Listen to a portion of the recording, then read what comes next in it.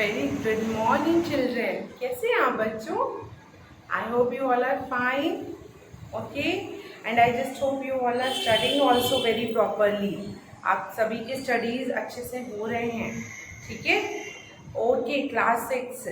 So class 6, we are discussing the chapter vital cities and vital villages and thriving town. So we are discussing the chapter 9. Chapter 9, vital villages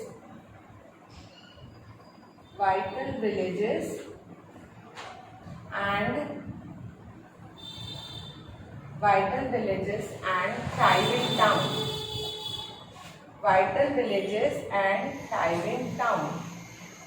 ठीक है, ये chapter हम लोग discuss कर रहे हैं, vital villages and thriving town. I hope board is properly visible to you and you all are able to see it, the date I have written and the class also. So इस chapter में up to the points we have discussed, up to the page number 92 we have discussed in the video. So in a quick brief I told you what are the things we have discussed. So we have discussed about the how the use of iron and steel were there in the ancient time. Then we discuss about the what are in the villages में क्या था आज से 2300 साल 2300 years ago and 2500 years ago. And then we study about what are in the cities कैसे थे, villages कैसे थे, फिर उसके बाद हमने पढ़ा cities कैसे थे. What are the things जिनसे हमें उन cities के बारे में मालूम चलता था. तो we get to know so many things from the stories which were written, from the sculptures, from the travelers and sailors. तो इन सारी चीज़ों के जो remains होते थे उनसे हमें बहुत सारी चीज़ें पता चलती थी. कॉइन्स के बारे में हमने पढ़ा कि अर्लियर में coins in our history coins कैसे होते थे. तो we get to know that they are known as punch mark coins. ठीक है, तो जो उनको पंच किया हुआ होता रहता था तो we call it punch mark coin. तो ये कॉइन्स आज से 500 ईयर्स अगो पहले ऐसे इस तरीके के कॉइन होते थे, punch mark coin. Today we will discuss a new topic and the topic is cities with many function. Cities with many function.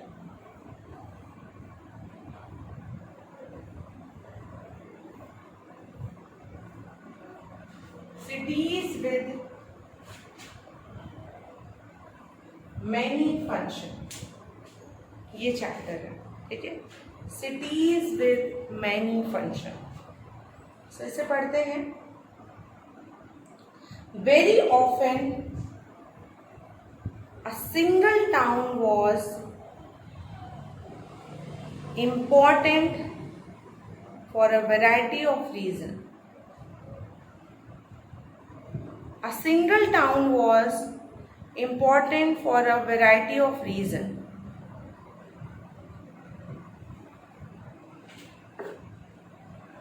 Okay children, so this is a topic that cities with many function. मतलब कोई cities है उसके बहुत सारे function हैं. ये जो line है, the first line, very often a single town was important for a variety of reasons. कभी कभी ऐसा होता है कि कोई एक ही टाउन जो है वो इम्पॉर्टेंट होता है, इम्पॉर्टेंट हो जाता है. और इसलिए इम्पॉर्टेंट होता है क्योंकि उसकी इम्पॉर्टेंस होने के पीछे बहुत सारे रीज़न होते हैं. Very often single town was important for a variety of region. A single town was important for a variety. A single town was important for a variety of region. So one of the example of the town or city is the Mathura. Mathura is a very great city, as I think you all know. So cities with many functions में सबसे पहले we discuss about the Mathura city. Mathura is the place also where the Krishna takes birth. So you all will know, the whole world is known about the Mathura. So Mathura has been an important settlement for more than 2500 years. Settlement मतलब ये settle हुआ था 2500 साल पहले Mathura. It was important because it was located at the crossroad of two major routes of travel and trade, from the northwest to the east and from north to south. It was important, ये इसलिए भी important है, मथुरा का importance इसलिए भी है, ये city या ये टाउन इसलिए भी इम्पॉर्टेंट है क्योंकि ये जो लोकेशन है इसका, ये क्रॉस रोड है two major routes of travel. ये दो मेजर रूट्स को कवर करता है मथुरा. मथुरा ऐसी जगह पे है बीच में जो टू मेजर रूट्स को कवर करता है, ट्रैवल और ट्रेड.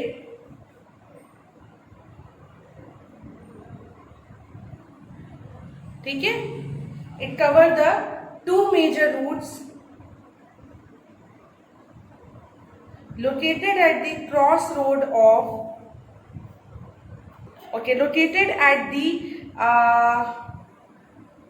crossroad of ये जो सिटी है ये कहाँ लोकेटेड है, cross road of two major route. दो मेजर रूट है, ट्रैवल एंड ट्रेड. दो मेजर रूट कौन से हैं? जहाँ पे ट्रैवल और ट्रेड होता है. तो ये ऐसे रूट पे है जहाँ पे ट्रैवलिंग है ज्यादातर और ट्रेड है.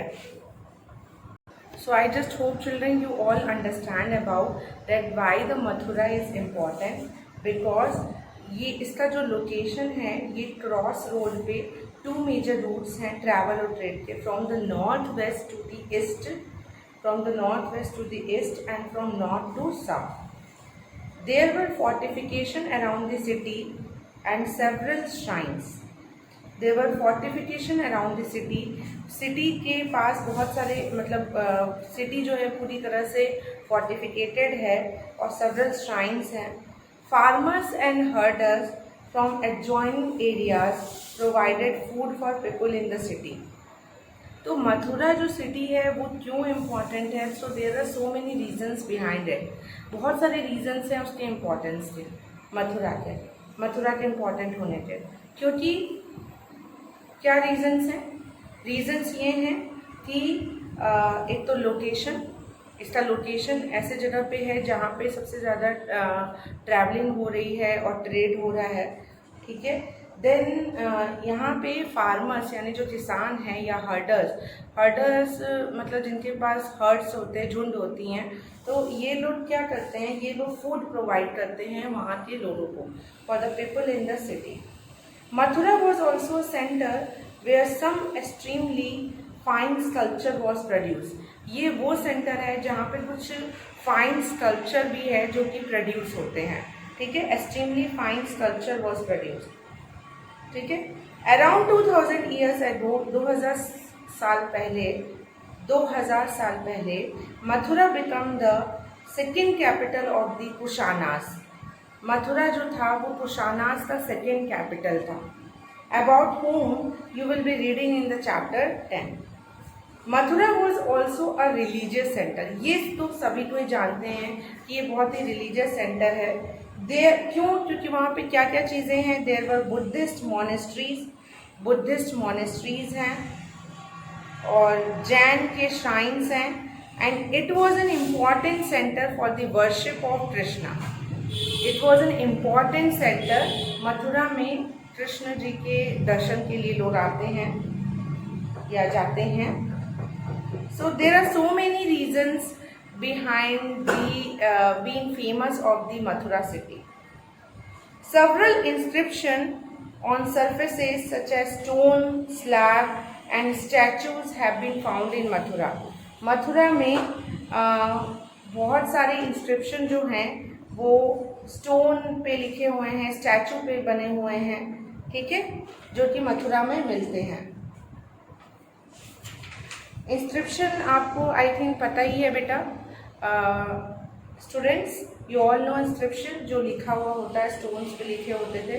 तो स्टोन, स्लैब या स्टैचूज, ये different kind of statues are found in Mathura. So Mathura बहुत सी चीज़ों के लिए फेमस है. फाइन. नाउ आगे बढ़ेंगे हम इसके. Let's study more about the Mathura. So इसमें क्या है, generally there are short inscriptions. Generally क्या है, कुछ छोटे छोटे इंस्क्रिप्शंस हैं. Recording gift made by men to monasteries and shrines. Generally these are short inscription recording gifts made by men to monasteries and shrines. अच्छा, बेसिकली क्या होता था कि पहले तो आप ये समझ जाओ कि क्या क्या चीज़ें मथुरा में चीज़ें थी. I would list it down on the board also so that you all will understand कि मथुरा किस लिए इम्पॉर्टेंट है. सबसे पहले इसका जो सेटलमेंट है 2500 ईयर्स एगो ही हो गया था. 2500 ईयर्स एगो. ठीक है. सेकेंड पॉइंट ये इम्पॉर्टेंट है because of its location.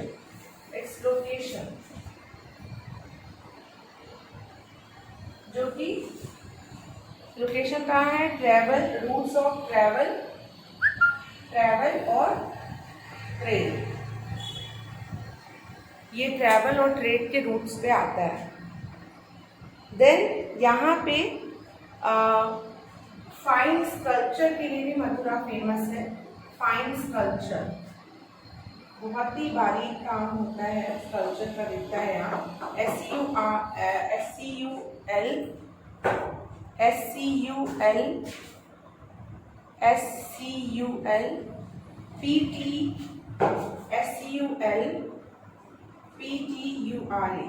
Fine sculpture यहाँ देखने को मिलते हैं.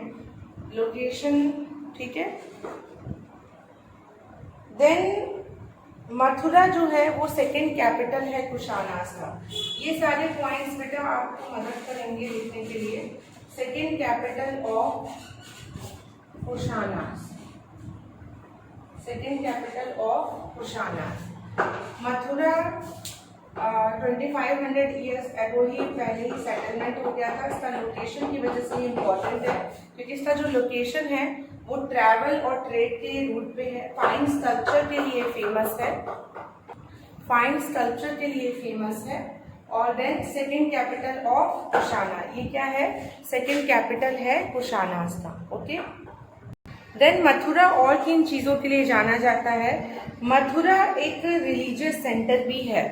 ठीक है. नेक्स्ट पॉइंट इज मथुरा जो है एक रिलीजियस सेंटर भी है. Mathura is a religious centre. Location, fine sculptures in capital of Kushana. Religious centre. Mathura एक रिलीजियस सेंटर भी है. ठीक है. यहाँ पे क्यों ये रिलीजियस सेंटर है, यहाँ पे बुद्धिस्ट मोनेस्ट्रीज हैं, जैन श्राइन्स हैं, और it is the important centre for the worship of Krishna. So these are the things which are related to the Mathura. कुछ इंस्क्रिप्शंस जो हैं स्टोन स्लैब्स में हैं और स्टैचू के फॉर्म में हैं जो मथुरा में पाए जाते हैं. ठीक है. सो अप टू दिस आपने पॉइंट्स लिख लिया. 2500 ईयर्स एगो ये सेटलमेंट हो गया था. ये इम्पोर्टेंट इसके लोकेशन की वजह से. फाइन स्कल्पचर यहाँ मिलते हैं और it is the second capital of Kushanas. Now moving to the next point कि क्यों मथुरा इम्पोर्टेंट है, इसलिए इम्पोर्टेंट है मथुरा. सो मथुरा इम्पोर्टेंट है क्योंकि ये एक बड़ा रिलीजियस सेंटर है. I had written over here religious centre है. ठीक है. देन यहाँ पे जो इंस्क्रिप्शंस हैं जैसे वो स्टोन स्लैब या स्टैचूज मिलते हैं. Stone slabs and statues.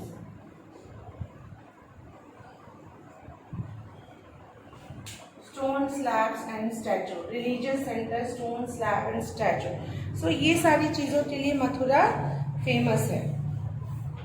और क्या है, generally these are short inscriptions. ये जो इंस्क्रिप्शंस होते थे, ये इंस्क्रिप्शन जो मिलते थे स्टोन स्लैब पे या स्टैचू में, तो तो ये इंस्क्रिप्शन बहुत ही शॉर्ट इंस्क्रिप्शन होते थे, शॉर्ट इंस्क्रिप्शन। कैसे इंस्क्रिप्शंस होते थे? शॉर्ट, छोटे इंस्क्रिप्शंस होते थे, रिकॉर्ड, जिसमें कि क्या चीजें रिकॉर्ड होती थी? Gift made by man to the monasteries and shrine. Gift made by man, man ने बनाया, जैसे made by man to monasteries and shrine. Monasteries और श्राइन को कुछ लोग थे जो गिफ्ट देते थे, तो उसकी रिकॉर्डिंग थी ये इंस्क्रिप्शन में। These were made by kings and queens, officers, merchants. These were made by kings and queens, officers, merchants, and craft person who lived in the city. ठीक है? So sorry for this one. So what it is written, ये inscription जो थे इसमें recording होती थी, जो भी गिफ्ट्स दिए जाते थे मॉनेस्ट्रीज और श्राइन्स को। ये ज़्यादातर दिस वर मेड बाय, कौन बनाता था? किंग्स एंड क्वींस हो गए, या ऑफिसर्स हैं, या मर्चेंट्स हैं, या क्राफ्ट पर्सन हैं जो उस शहरों में रहते थे। जैसे for example inscription from Mathura, okay, mention the goldsmith, blacksmith, weavers, basket makers, garland makers and perfumers।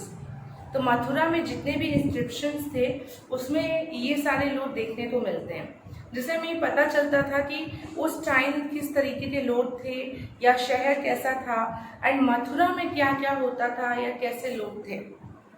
So this is all about the Mathura. So we should move toward to the next one। आगे बढ़ेंगे next topic पे, which is a craft and craft person। So हमने ये पढ़ा cities with many functions, cities with many functions, और one of the city जो हमने discuss की वो था मथुरा, और उसके फंक्शन के बारे में हमने डिस्कस किया। Okay, so let's move toward to the next topic. तो बच्चों आई थिंक आपने ये सारी चीज़ें लिख ली होंगी, so that it will be better for you. ठीक है, ये पॉइंट्स आप लिखे रहोगे ना बेटा, तो when you read the chapter ना, तो everything will be recalled to you. आपको सारी चीज़ें याद आ जाएंगी कि आपने क्या क्या चीज़ें पढ़ी थी, क्या किया था। ठीक है, सब याद आ जाएगा। Now the next topic is crafts and craft person. Crafts and craft person.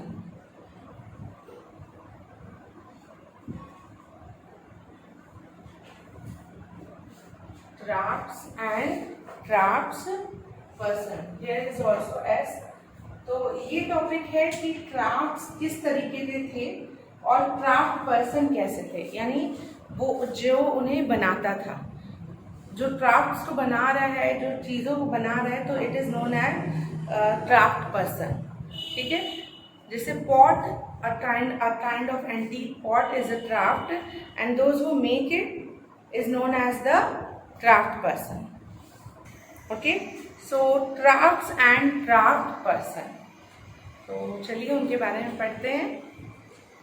we also have archaeological evidence, हमारे पास archaeological evidence है for crafts के लिए। these include, इसमें क्या क्या चीज़ें आती हैं? extremely fine pottery।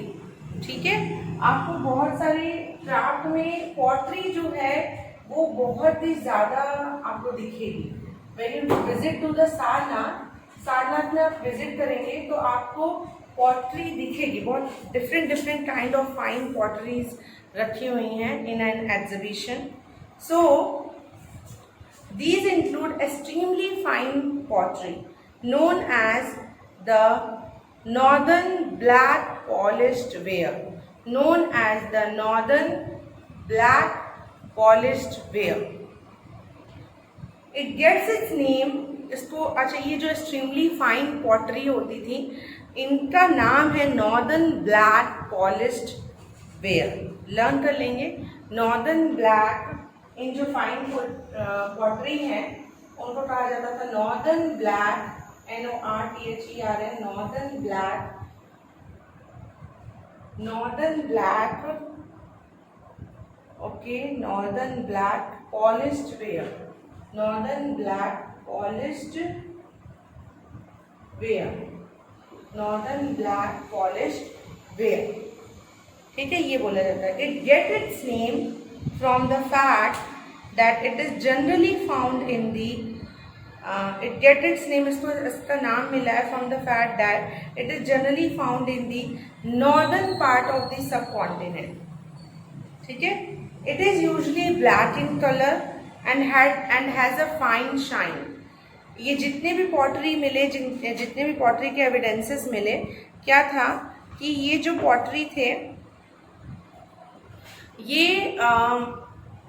Black in colour में होते थे, ब्लैक कलर में होते थे और थोड़े शाइनिंग में होते थे, इसीलिए इनका नाम ये रखा गया नॉर्दर्न, और नॉर्दर्न प्लेस पे मिलते थे।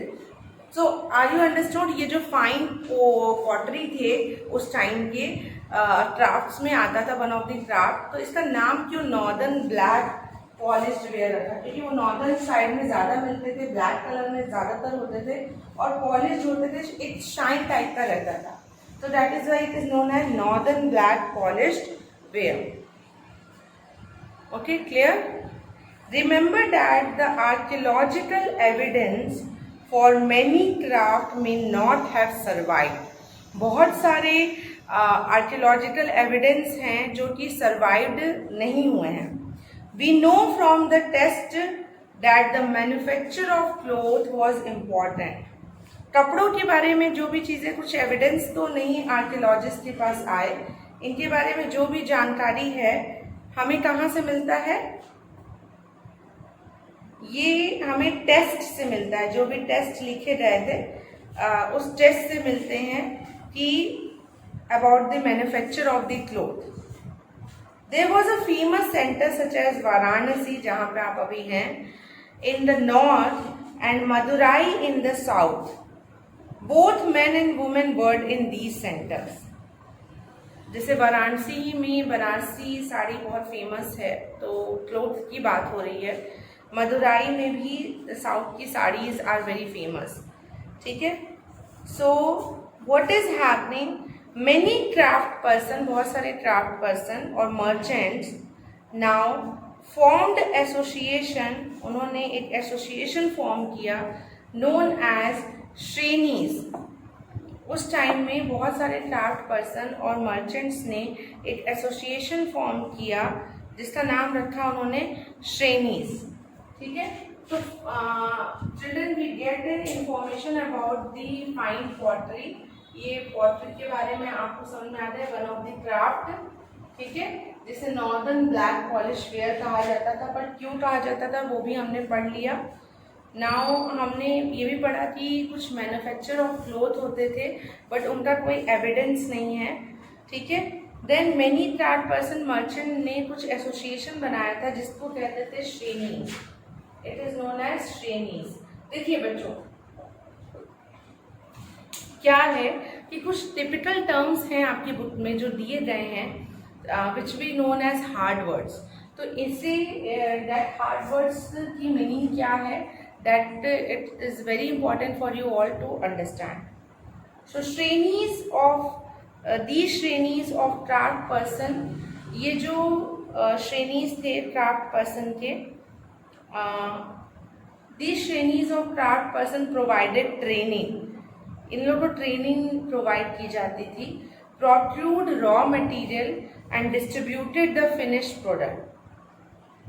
The श्रेणीज of merchant organized the trade. The श्रेणीज also served as bank where rich men and women deposited money. This was invested and part of the interest was returned or used to support religious institutions such as monasteries. So क्या हुआ था कि जो craft person और merchant थे उन्होंने एक association बनाया था जिसे श्रेणीज कहा गया था। ये जो श्रेणीज थे ये ट्रेनिंग प्रोवाइड करते थे और रॉ मटेरियल को प्रोक्यूर करते थे और फिनिश प्रोडक्ट को डिस्ट्रीब्यूट करते थे। देन श्रेणीज ऑफ मर्चेंट्स, ये जो मर्चेंट्स के श्रेणीज थे वो ट्रेड ऑर्गेनाइज करते थे। श्रेणीज जो थे बैंक में भी सर्व करते थे जहाँ पे rich man and women money deposit करते थे। This was invested and part of the interest was returned or used to support religious institutions such as monastery. जो भी इंटरेस्ट मिलता था उसको वे लोग इन्वेस्ट करते थे या यूज़ करते थे वहाँ पहले के जो रिलीजियस इंस्टीट्यूशन हैं या मोनेस्ट्रीज हैं उनको चलाने के लिए. तो this is about the craft and card person. Still children, if you have any doubt, अगर कोई डाउट आपके माइंड में कहीं भी रह जाता है तो you will ask to me in the classroom. Although I have discussed it in the video, but obviously we will going to discuss it in our classes also. So don't worry about it. The next para in your book and the last para is a closer look to Arika Medu. Arika Medu. It is the name of a place. उसके बारे में थोड़ा सा इसमें दिया हुआ है जिसको आपको पढ़ना है. So let's study about the Arika Medu. This is clear, so I am going to rub the board. Board rub कर दे रहे हैं. ठीक है. Arika Medu.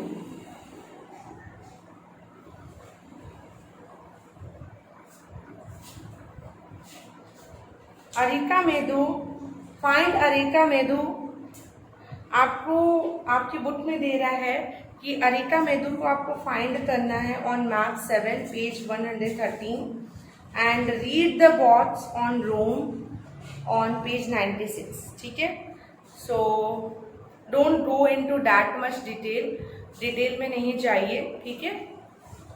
So between 2200 and 1900 years ago, Arika Medu was a coastal settlement where ships unloaded goods from distant land. Areca medu जो था एक तरह का कोस्टल सेटलमेंट था जहां शिप्स जो थे unloaded goods from distant lands. Ship जो थे अपने जो गुड्स थे मतलब शिप में कुछ सामान होते थे उस सामान को वो बहुत दूर से लेके आते थे और अरिका मेदू वो जगह था जहाँ पे वो सारे गुड्स को अनलोडेड करते थे यानी वहाँ पे ही वो रखते थे. A massive brick structure which may have been a warehouse was found at the site. Other finds include pottery from the Mediterranean region such as amphorae and stamped red glass pottery known as Eretinware, which was named after a city in Italy. See, there are earlier they used to have a different kind of pottery. One of the pottery I had discussed with you, and another pottery is discussed over here, which is named as red glassed stamped red glassed pottery. Stamped red glassed pottery. ठीक है. जिसे एरेटिन where भी कहा जाता था और ये नाम इसको एक सिटी से मिला है जो कि इटली में है. दिस वॉज मेड बाई, ये कैसे बना है, ये पॉटरी कैसे बनी है, प्रेसिंग वेट क्ले, मतलब जो गीली मिट्टी होती है, गीली क्ले जो होती है, वेट क्ले होती है, उसको प्रेस करते हैं into a stamped mould. There was another kind of pottery which was made locally through Roman designs were used. Roman lamps, glassware and gems have also been found at the site. ठीक है. तो ये इस तरीके की कुछ चीज़ें उस प्लेसेस पे मिलती हैं जो हम देखते हैं. Small tents have been found that were probably dyeing vats used to dye cloth. अच्छा, कुछ टैंक्स भी थे जिसमें जिनका यूज होता था क्लोथ्स को डाई करने के लिए. डाई आप समझते हो, रंगना. ठीक है. क्लोथ्स हैं तो उनको रंगने के लिए यूज होता था. There is a plenty of evidence for the making of beads from semi precious stones and glass. कुछ चीज़ें ऐसी भी थी वहाँ पे जो थी जैसे स्टोन से बीड्स बनाना. ये भी आपको सारनाथ के म्यूजियम्स में दिखेगा, स्टोन से बीड बनाना या ग्लास से बीड्स बनाना. ठीक है. So here children we have completed this chapter. अगर आपको कोई भी डाउट रह जाता है तो आप मुझसे क्लासरूम में पूछो रे बच्चा. Okay, fine. Okay, so I just hope कि you almost not may be not clearly but almost you all understand. कोई भी डाउट होगा आप क्लास में डिस्कस करेंगे हम लोग. Okay children, thank you so much for carefully observing this video and listening to me. Thank you so much children.